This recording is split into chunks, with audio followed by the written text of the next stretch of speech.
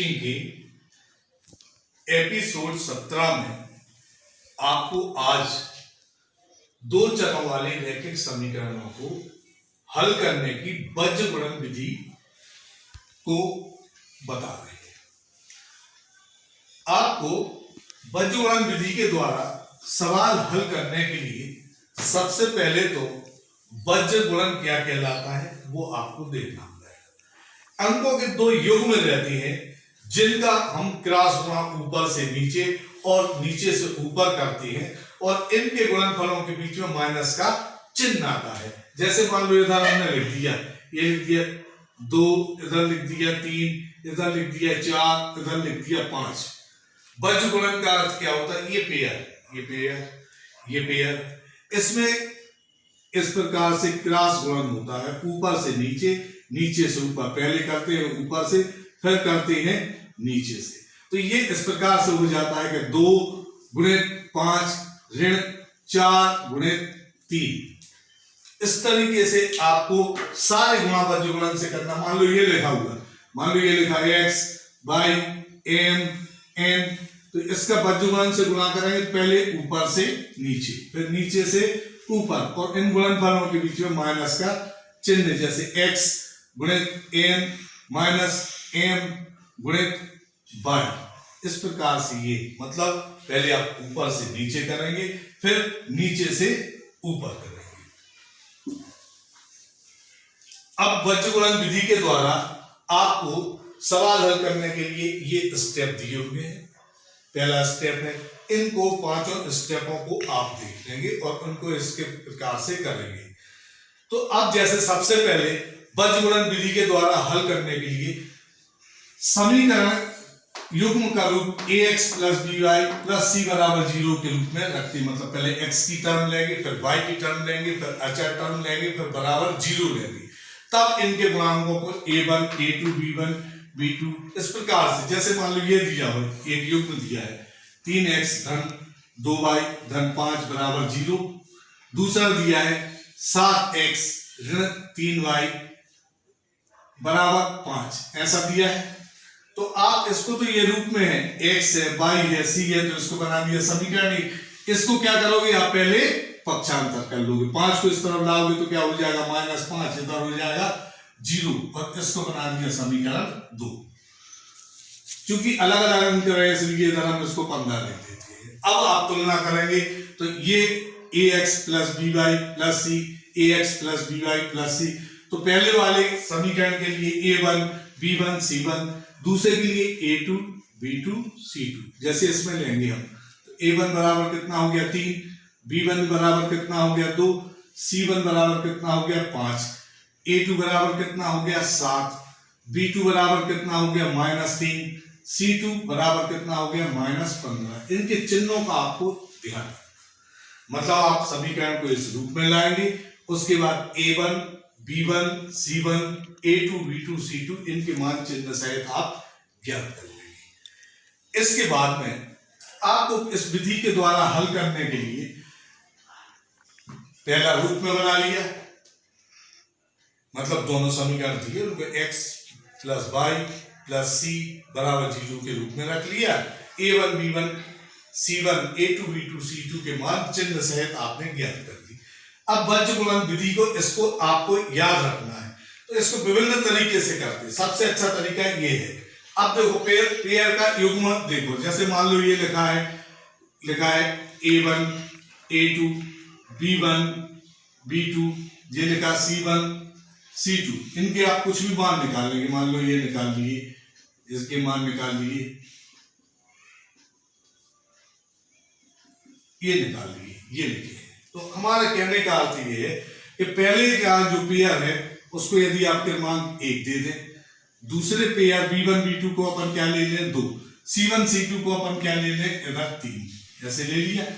अब मान लो हम आपसे कहते हैं कि इनको 23-12 के क्रम में जमाइए। इसका अर्थ क्या है? पहले कौन सा पेयर लेना है? दूसरा पेयर। दूसरा पेयर कौन सा है? b1 b2 है, b1 b2 है। फिर कौन सा पेयर लेना है? तीसरा पेयर ये हो गया, तो ये हो गया c1 c2। फिर कौन सा लेना है? पहला कौन सा हो गया? A1 A2। फिर कौन सा लेना है, दूसरा लेना है, तो इसको फिर ले लिया अपन ने B1 B2। फिर क्या करते हैं, इधर x लिख दिया, इधर y लिख दिए, इधर 1 लिख दिया, ऊपर से गुणा नीचे करेंगे, नीचे से गुणा ऊपर करेंगे, और इस प्रकार से ये पूरा का पूरा सूत्र बन जाएगा। ये हमने लिख दिया। इसको हमने किस क्रम में जमाए हैं, 23 12। इसको याद रखने के लिए कर दिए, कोई सूत्र नहीं है, लेकिन आप याद रख सके 23 12। 23 12 का अर्थ क्या है कि पहले A1 A2 का पेयर, 23 12 मतलब दूसरा पेयर। दूसरा पेयर कौन सा है, B1 B2, उसको लिख लिया। फिर लिखा है 3 मतलब तीसरा पेयर C1 C2। इस प्रकार से लेते हैं और उनको हल कर देते हैं। अब एक सवाल के द्वारा हम आपको बता रहे हैं कि कैसे हल करते हैं। जैसे मान लो ये समीकरण दिया हुआ है, मान लो ये समीकरण दिया है 2x धन y बराबर 5, इधर दिया है 3x धन 2y बराबर 8। इसको बज्र गुणन विधि से करना है। आपको पहले प्रतिस्थापन और विलोपन विधि हम बता चुके हैं। अब जब हल करेंगे तो पहला काम क्या है, वही समीकरण को ax plus by plus c बराबर 0 के रूप में लिखते हैं और a1 b1 c1 के मान निकालते हैं। तो इसको इधर हमने लिख दिया, हल दिया गया समीकरण युग्म, इसको ले लिया हमने 2x धन y माइनस 5 बराबर 0। पक्षांतर किया क्योंकि हमें इस पैटर्न में चाहिए। ये बन गया समीकरण 1। दूसरा लिखा हमने 3x धन 2y ऋण 8 बराबर 0, इसको बना दिया समीकरण 2। इसलिए a1 कितना हो गया 2, b1 कितना हो गया, इधर कुछ नहीं दिया, मतलब कितना है 1। जैसे ये पेन एक्चुअल में कितना है 1 पेन, ऐसे 1 इसके आगे साइलेंट है, तो ये हो गया इधर 1। फिर C1 ये कितना हो गया ऋण 5। उसके बाद A2 कितना है 3, B2 कितना है 2, C2 कितना है -8। इस प्रकार से लिख लिए। अब आप लिखेंगे यहां पर बज्र गुणन विधि द्वारा, और आपने लिख लिया x by 8। अब आप 23 12, आप ध्यान रखेंगे 23 12 मतलब ऐसे जाएंगे, इसको इधर ले लिया b1 b2। फिर यहां पे थोड़ा सा यहां जगह लिख के आप तो उसको याद रखेंगे 23 12। 23 मतलब इसको लेंगे आप C1 C2। उसके बाद 12 मतलब इधर क्या आएगा A1 A2। 12 मतलब लास्ट में 2 B1 B2। किसी भी ढंग से आप याद रखें, इनका ऐसे गुणा करना है। इसको इस सूत्र को भी बार बार लिखने की जरूरत नहीं, जब आप पैटर्न में आए सीधा मान रखने पर आ जाएंगे। इधर आप नेक्स्ट स्टेप लेंगे x, b1 की जगह आप उसका मान लिखेंगे 1 2। फिर इधर क्या है C1 C2। C1 C2 का मान कितना है ऋण 5 ऋण 8। फिर उसके बाद इधर पे आपको A1 A2 का मान लेना है, तो कितना है 2 3। इधर 1 लिखेंगे, लास्ट में B1 B2 1 2। इसको याद रखना, ये दोनों एक से आते हैं। यहाँ इधर ऊपर से नीचे, नीचे से ऊपर, ऊपर से नीचे, नीचे से ऊपर, इसी प्रकार से आप इनके गुणा करेंगे। इसको साइड में हम लिख रहे हैं। अब x के नीचे अपन ने गुणा किया, इनका बज्र गुणन होगा तो क्या होगा था 1 गुणित ऋण 8। पुस्तक में ही आप लिखना ताकि चिन्हों की गलती ना हो। माइनस इसको लेंगे नीचे से ऊपर 2 गुणित ऋण 5 बराबर बाई बटे। अब इसको लेंगे ऋण 5 गुणित 3, ऋण 5 गुणित 3 माइनस इसको लेंगे अब आप ऋण 8 गुणित 2, ऋण 8 गुणित 2। यहां जगह नहीं, यही लिख दे रहे नीचे। 1 इधर हो जाएगा 2 गुणित 2। इसका गुणा होगा, उसके बाद में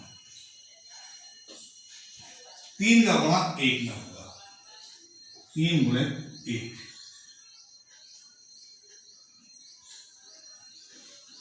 इनको मान रख के एक बार चेक कर ले ताकि आपके चिन्हों की मिस्टेक ना हो। आगे हल करेंगे। x आसमान का गुणा ऋण, आसमान का गुणा ऋण और फिर ऋण का ऋण में समान में गुणा हुआ तो धन 10। इधर y आसमान का गुणा ऋण 15, इधर आसमान का गुणा ऋण 16, लेकिन ये हुआ तो धन 16 बराबर 1/2 दूनी 4, 3 एकम 3। आगे हल करेंगे नेक्स्ट स्टेप। x बटे आसमान चिन्ह घट जाएंगे, बड़ी राशि का चिन्ह आएगा, यहां घट गए 16 15, यहां बचा 1, इधर 1/1। इतना करने के बाद x का मान ज्ञात करना है, इधर लिखा हुआ है। x वाले पद को अंतिम पद के बराबर करेंगे, यहां लिखा हो गया पैटर्न में, इसलिए x/2 बराबर 1/1 गुणा करेंगे। x बराबर इधर गुणा किया तो 2 एवं इसको करेंगे अब y/1 बराबर 1/1, इसका गुणा करेंगे तो y बराबर 1। इस प्रकार से x का मान 2, y का मान 1।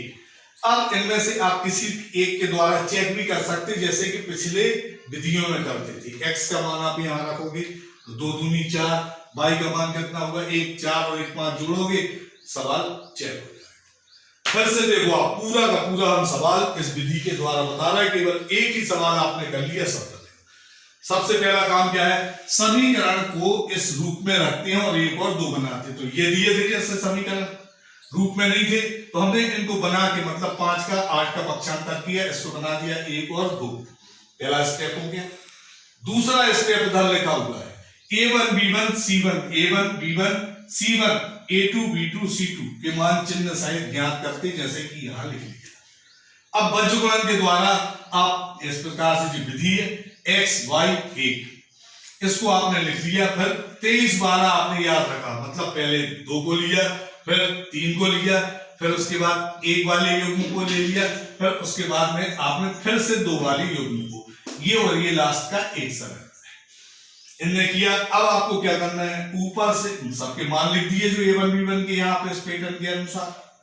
फिर आपने ऊपर से गुणा नीचे करेंगे, नीचे से गुणा ऊपर करेंगे। जैसे 1 का गुणा 8 में होगा, -2 का गुणा 5 में होगा, ये लिखा हुआ है। ऐसे ही आपने y के पद को किया, ऐसे ही आपने अचर पद को किया।